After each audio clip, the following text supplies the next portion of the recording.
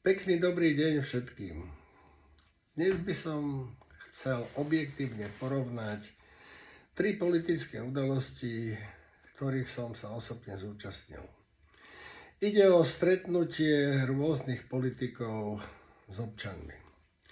Začal by som akciou vtedajšieho šéfa Oľano, bývalého premiéra, pána Matoviča, v robotníckom dome v Banskej Bystrici.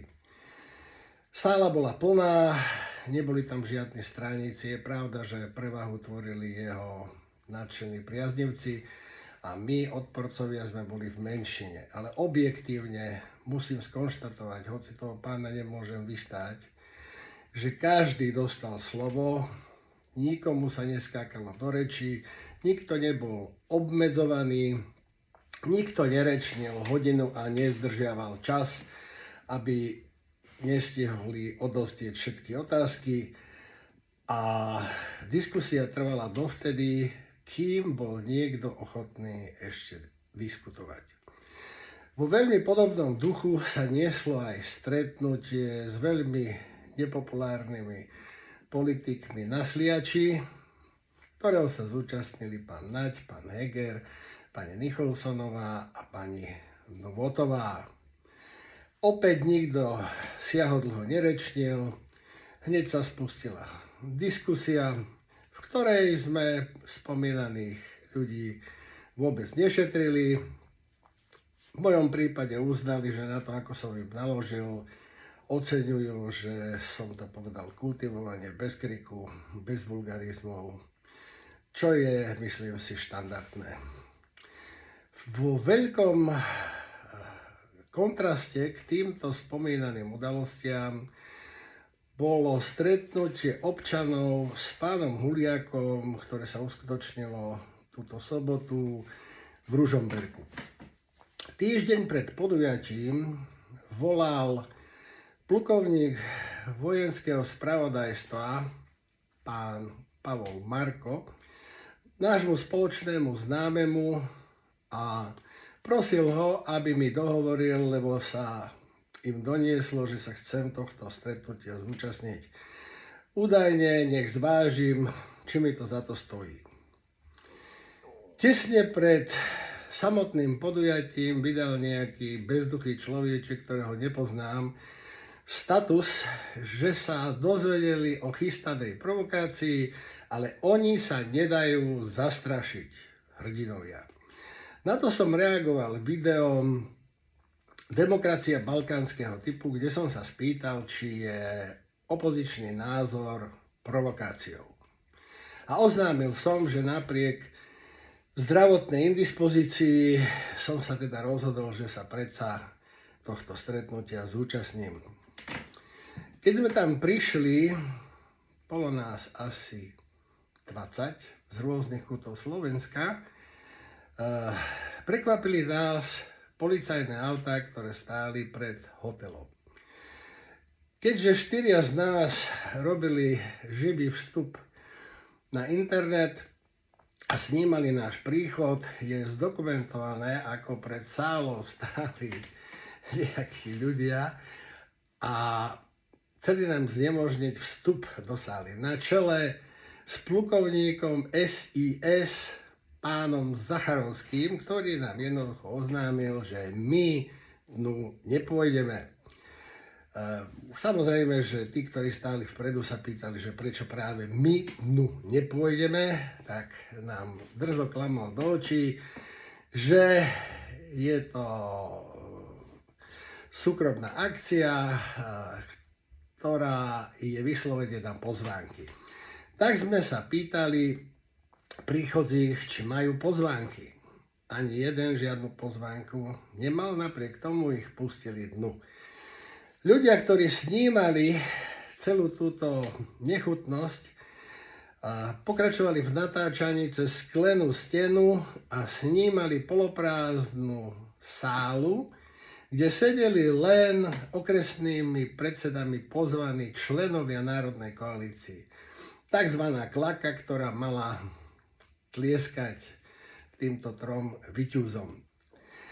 Nakoniec, keď už sme zvažovali vytočenie 158 s tým, že nám bránia vstupe, vyšiel pán Zacharovský von a milostivo nás pustil dnu s tým, že nebudeme vykrikovať a nebudeme robiť bordel. Neviem, z čoho mali tí ľudia takýto strach a prečo sa zaujímali o to, či práve ja prídem alebo neprídem. Keď sme vošli dnu, spomínaný pán z vojenskej kontrarozviedky alebo z vojenského spravodajstva, ktorý veľmi servilne moderoval toto podujatie, pán Marko, nám predstavil plán stretnutia, ktorý už na začiatku mal znechutiť mnohých od účasti a prinútiť ich, aby odišli. Niektorí tak aj urobili. Oznámil nám, že prvú hodinu budú títo traja zástupcovia strany v Národnej rade, pán Huliak, pán Ševčík a pán Ľupták, rečniť a v druhej hodine bude akási diskusia. Tí, ktorí sme vydržali prvú hodinu počúvať totálne nezmysly, pričom pán Ševčík to povedal aspoň kultivovanie, pán Ľupták sa tentoraz neuchýlil k nejakej hystérii, ale pán Huliak vrieskal ako pominutý, presne ako ratlík, ktorý sa bojí a preto šteká. Nezmysly typu nikomu som neublížil, ani milimeter som neuhol, nikoho som nepodviedol a podobne vyvolali naše obavy, že spadne na tohto človeka plafón. Pretože ja sám mám v poznámkach vyše 40 bodov, ktoré dokazujú jeho klamstvá, intrigy, podvody, podlosti. A všetky tieto body som ochotný absolvovať na polygrafe, teda ľudovo povedané na detektore lži, na ktorý som ho už niekoľkokrát vyzval, ale samozrejme tak zanepráznený človek, ako je tento génius slovenskej politiky, nemá na takéto taľafatky čas. Vedel by som dlho rozprávať o tom, na aké taľafatky má čas, ale to teraz nie je predmetom tohto rozhovoru. Takže, keď začala diskusia, pán Marko nám oznámil, že keď dostane priestor na otázku jeden z nás, odpovie jeden z trojice a potom musí dostať priestor niekto z ich členov, aby mohol predniesť vopred dohodnutú otázku. Takýmto spôsobom, kedy za každou otázkou nasledoval 10-minútový monológ niektorého z trojice, aby sa naťahoval čas, a po skončení 2 hodín jednoducho pán Marko oznámil, že čas uplynul a dovidenia. Bolo vidno na tvárach týchto ľudí, že sú veľmi spokojní s tým, ako prefíkane to zvládli. Je mi trošku smutno, smiešne, keď si uvedomím, že čo títo ľudia získali. Zatlieskalo im pár ich členov. Liveky išli na nete k tisícom a tisícom nezaujatých divákov, ktorí si urobili obraz o priebehu tejto frašky. Otázka je, qui bono, v čí prospech? Naozaj si myslia, že toto im prospelo? Na druhej strane neviem pochopiť, prečo pán Huliak otvára ďalšie a ďalšie spory s ľuďmi, ktorí nemajú čo stratiť na rozdiel od neho a nesústredí sa na svojich hlavných nepriateľov. Toto urobí len hlupák. Ja za nás môžem povedať, že nikto z nás s útokmi nezačal. My sme sa len bránili potom, keď sme sa dozvedeli, ako nevyberane nás tento človek tituluje, napríklad nímandi, ktorí nič nedokázali, len odišli, alebo zradcovia.